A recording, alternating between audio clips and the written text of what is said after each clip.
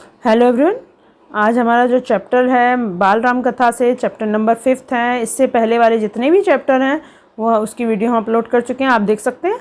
और ये chapter number 5 Chitrakoot में भरत, इससे रिलेटेड क्वेश्चंस हैं एमसीक्यू और बहुविकल्पीय प्रश्न है। मतलब एमसीक्यू मतलब बहुविकल्पीय प्रश्न। और नेक्स्ट है आपका लघुत्तरीय और दीर्घोत्तरीय, यानी 3 तरह के क्वेश्चन आपके एग्जाम में आ सकते हैं। आपकी टीचर से डिपेंड है कि टीचर कौन से क्वेश्चन रखना चाहती है। तो एमसीक्यू भी आ सकता है और लघुत्तरीय भी आ सकता है और दीर्घोत्तरीय जो कि 5 मार्क के आते हैं, कभी 2 मार्क के भी आते हैं, तो आप इसको देख सकते हैं। चलिए स्टार्ट करते हैं क्वेश्चन नंबर 1 से।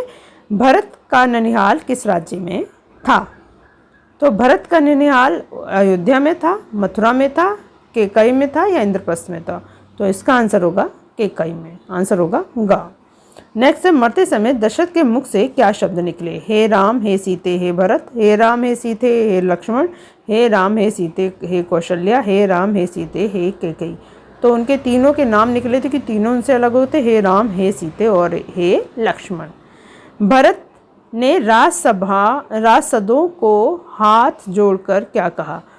कि वे निष्ठापूर्वक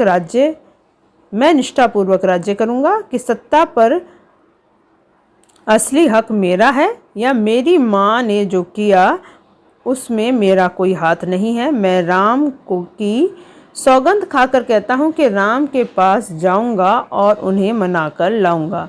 वे ही गद्दी संभालेंगे और मैं उनका दास बन के रहूँगा।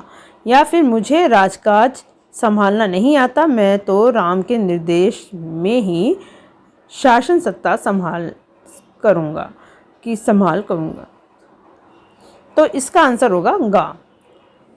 नेक्स्ट है, महर्षि भरद्वाज का आश्रम कहाँ स्थित था? गंगा नदी के किनारे, सरयू नदी के किनारे, गंगा यमुना के संगम पर या यमुना नदी के किनारे?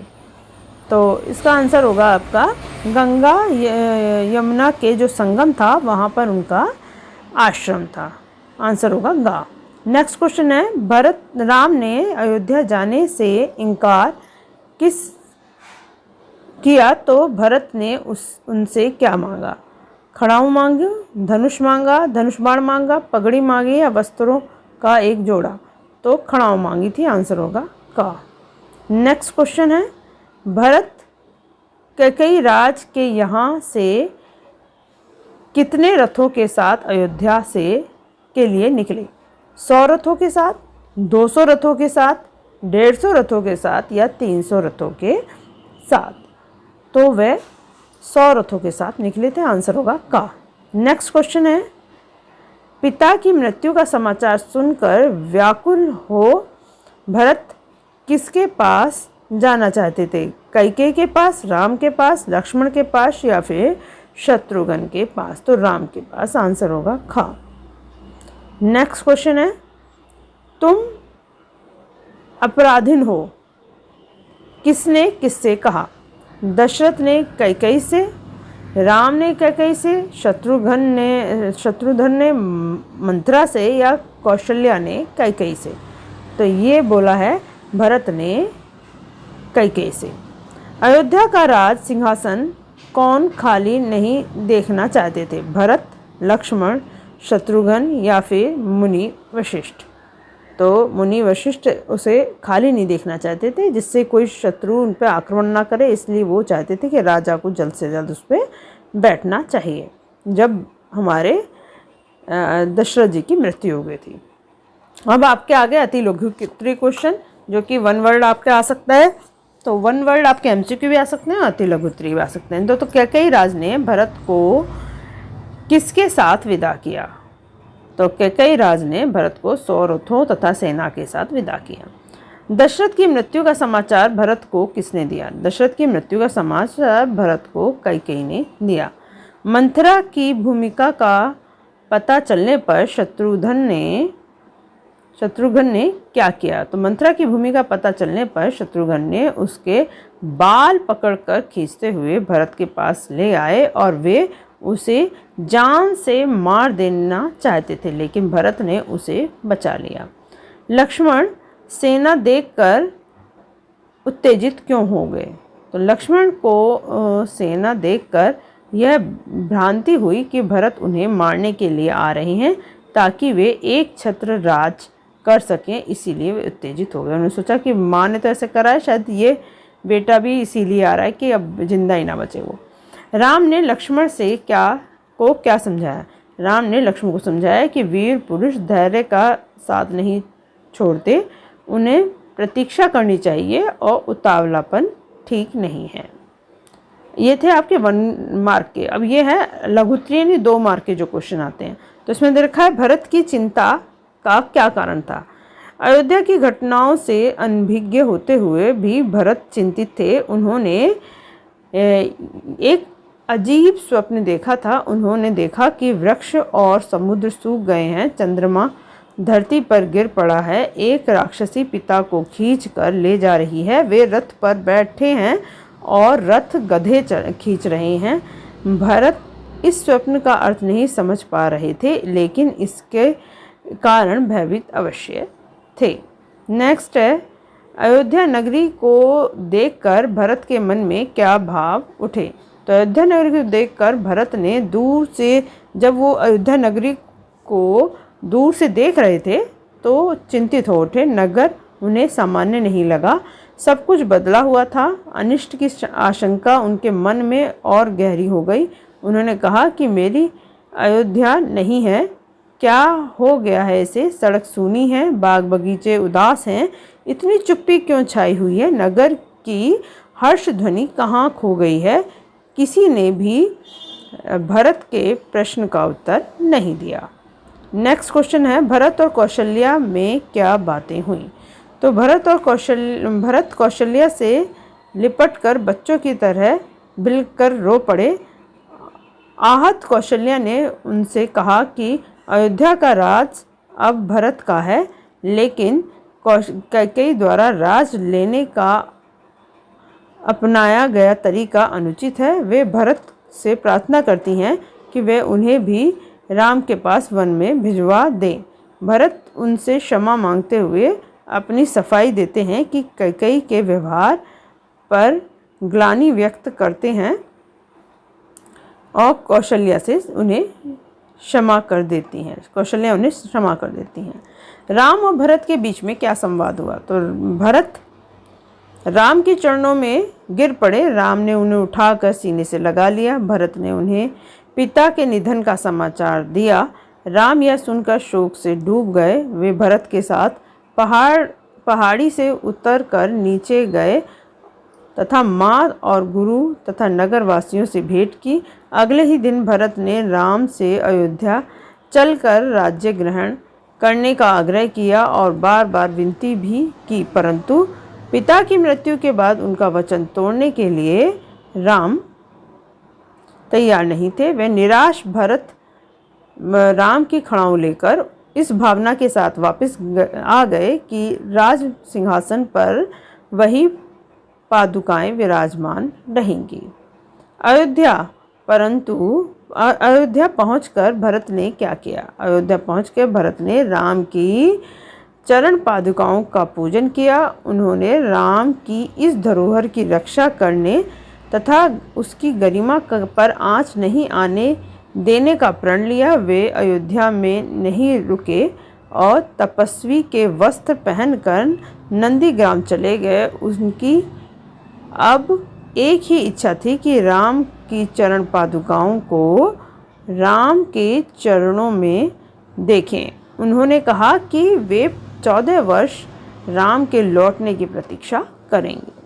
नेक्स्ट क्वेश्चन है, भरत को पिता दशरथ की मृत्यु का समाचार किसने दिया और कैसे। ननिहाल से लौटकर भरत ने देखा कि अयोध्या में उदासी छाई हुई है। भरत ने इस बारे में सभी से जानना चाहा, परंतु किसी ने संतोषजनक जवाब नहीं दिया। संतोषजनक होता है सेटिस्फाई होना, है ना। वे सीधे दशरथ के राजप्रसाद की ओर गए जो खाली मिला। फिर वे माता कैकेयी के महल की ओर बढ़ गए। वहाँ उन्होंने पिता के बारे में पूछा। तब कैकेयी ने बताया कि पुत्र, तुम्हारे पिता चले गए हैं वहाँ जहाँ एक दिन हम सबको जाना है, उनका निधन हो गया है, तो यानी कैकेयी ने उन्हें बताया था। कैकेयी ने राम के वनगमन के बारे में क्या बताया और भरत को राजगद्दी संभालने के लिए कैसे प्रेरित किया। तो कैकेयी ने राम के वनगमन के बारे में बताते हुए कहा कि राम महाराज दशरथ के, ये बहुत डिस्टर्ब प्रिंट हो रहा है तो इसको हम बाद में बस संक्षेप रूप में बता देते हैं। वन में नहीं गए हैं, दंड स्वरूप वन में नहीं गए हैं, इसके लिए मैंने ही प्रार्थना की थी, यही तुम्हारे हित में था, मैं तुम्हारी अहित नहीं देख सकती थी। यह कहकर उसने वरदान की सारी कहानी बताई और कहा कि उठो पुत्र, राजगद्दी संभालो और अयोध्या का निष्कंटक राज्य सब तुम्हारा है। भरत वन जाने के लिए क्यों उद्यत हो उठे। तो भरत राजा दशरथ की मृत्यु के बाद अयोध्या का राज सिंहासन खाली था। यह देखकर मुनि वशिष्ठ ने भरत और शत्रुघ्न को बुलाकर राजकाज संभालने के लिए कहा। भरत ने मुनि का आग्रह अस्वीकार करते हुए कहा कि राज्य पर राम का अधिकार बताया और राम ही राज्य के सच्चे अधिकारी हैं। राम का कार्यभार संभालना ही भरत पाप समझते हैं। उन्होंने वन जाने का निश्चय किया ताकि राम को अयोध्या वापस ला सकें। नेक्स्ट क्वेश्चन है, भरत के चरित्र से तुम्हें क्या शिक्षा मिलती है। तो हमें भरत के चरित्र से त्याग, भ्रातृत्व प्रेम और नीति के अनुसार आचरण करने की ऐसी अनुपम सीख मिलती है जो अत्यंत दुर्लभ है। भरत ने हाथ आए अयोध्या के निष्कंटक राज्य को ठुकरा दिया और जो त्याग का अनुपम उदाहरण है। भरत कदम कदम पर नीति के अनुसार आचरण करते हैं और ननिहाल से आने के बाद वह उन्हें राम वनगमन के लिए कई दोषी नज़र आती हैं। दोषी नहीं होता जो, तो वे उन्हें भी बुरा भला कहते हैं और राम को मनाने वन चले जाते हैं। भ्रात प्रेम का ऐसा उदाहरण दुर्लभ है। नेक्स्ट क्वेश्चन है, भरत और कैकेयी के बीच क्या वार्तालाप हुई। भरत महल पहुंचते ही महाराज दशरथ के भवन में जाते हैं। वहां उन्हें पता चलता है कि कैकेयी के भवन की ओर बढ़ते हैं और भरत के पूछने पर कैकेयी उन्हें पिता के निधन का समाचार देती हैं। भरत का यह सुनकर शोकाकुल होकर विलाप करने लगते हैं। माँ कैकेयी ने उन्हें उठाया और ढांढस बढ़ाया, कहा, उठो पुत्र, यशस्वी कुमार शोक नहीं करते, तुम्हारा इस प्रकार दुखी होना उचित नहीं है, राजगुणों के विरुद्ध है, स्वयं को संभालो। उन्होंने ये बात कही। राम सच्चे पितृभक्त थे, स्पष्ट कीजिए। तो राम सच्चे अर्थों में सच्चे पितृभक्त थे। उन्होंने हर तरह से तथा हर बार अपने पिता की आज्ञा मानी। जब राम को ऋषि विश्वामित्र के साथ वन भेजा गया तब भी वे खुशी खुशी पित्राज्ञा से वन को चले गए। दूसरी बार राजा दशरथ ने राम को युवराज घोषित कर दिया था। राज्याभिषेक होना ही शेष था, किंतु कैकेयी द्वारा राजा दशरथ की इच्छा का पता चलते ही राम राज्य का लोभ मोह छोड़कर वन जाने के लिए तैयार हो गए। वनगमन को उन्होंने राजज्ञा नहीं बल्कि पितृज्ञा मानकर स्वीकार किया। वन में जाकर जब भरत ने उनके अयोध्या लौटने का अनुरोध किया तब भी राम यह कहकर वापस नहीं लौटे कि पिता की आज्ञा का पालन अनिवार्य है। पिता की मृत्यु के बाद वे राम उनका वचन नहीं तोड़ सकेंगे। इस तरह राम को अब मुनि वशिष्ठ ने भी राजकाज संभालने के लिए कहा। तो राम ने अत्यंत संयम स्वर में कहा कि चाहे चंद्रमा अपनी चमक छोड़ दे, सूर्य पानी की तरह ठंडा हो जाए, हिमालय शीतल ना रहे, समुद्र की मर्यादा भंग हो जाए, परंतु मैं पिता की आज्ञा से विरत नहीं हो सकता। और इस प्रकार राम हर तरह से पितृभक्त की कसौटी पर खरे उतरते हैं। अतः हम कह सकते हैं कि राम सच्चे पितृभक्त थे। लक्ष्मण के ने अचानक ऐसा क्या देखा जो वे अपना धैर्य खो बैठे और आक्रामक मुद्रा में आ गए।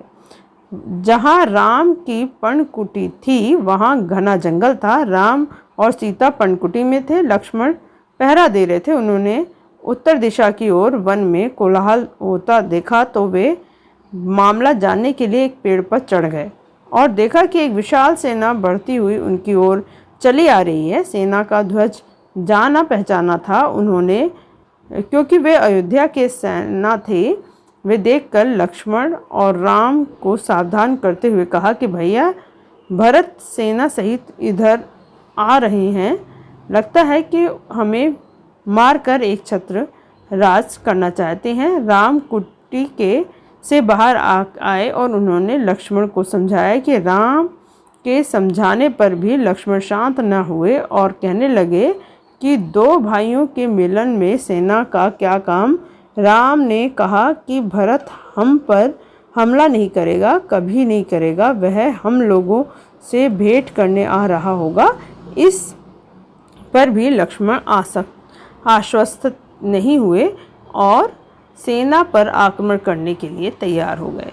भरत को से बढ़कर त्याग का कोई और उदाहरण नहीं हो सकता। चित्रकूट में भरत पाठ के आधार पर बताओ। सच्चे अर्थों में भरत बहुत बड़े त्यागी थे। उनके त्याग की उपमा किसी से नहीं की जा सकती। भरत को अयोध्या के राज्य के प्रति तनिक भी लोभ नहीं था। वे राज सिंहासन का सच्चा अधिकारी राम को बताते हैं और वे अपनी माँ कैकेयी को बुरा भला कहकर अयोध्या का निष्कंटक राज्य भी त्याग देते हैं। यह त्याग का अनुपम उदाहरण है। इतना ही नहीं, भरत राम को मनाने गुरुजनों तथा माताओं व प्रजाजनों के साथ वन जाते हैं और राम के वापस लाने का असफल प्रयास करते हैं। भरत राम के पास से खाली नहीं लौटते, बल्कि राम से उनकी चरण पादुका मांगी और कहा कि मैं 14 वर्ष उसी की आज्ञा से राजकाज चलाऊंगा। भरत का यह आग्रह राम ने स्वीकार किया और अपनी खड़ाऊं भरत को दे दी। भरत ने खड़ाऊं को मस्तक से लगाया और कहा कि 14 वर्ष तक अयोध्या पर चरण पादुकाओं का शासन होगा। इसके अलावा भरत अयोध्या में नहीं रुकेंगे और नंदी ग्राम में राम के वापस लौटने तक तपस्या जैसी जीवन बिताएंगे। इस प्रकार हम कह सकते हैं कि त्याग का इससे बढ़कर कोई और उदाहरण नहीं हो सकता। अब आपके लिए कुछ क्वेश्चन है, इसका आंसर आप कमेंट बॉक्स में दीजिए। उठो पुत्र, राजगद्दी संभालो, किसने किससे कहा? तो ऑप्शंस आपके पास हैं, आप उसको म्यूट करके उसको पॉज करके देख सकते हैं। नेक्स्ट क्वेश्चन है, अयोध्यावासी जब राम से मिलने गए तब उन्होंने रात कहाँ बिताई? ऑप्शंस दे रखे हैं, आप उसको देख सकते हैं। पर्णकुटी के बाहर पहरा कौन दे रहा था? और लास्ट क्वेश्चन है आपका, राम से भरत ने क्या मांगा?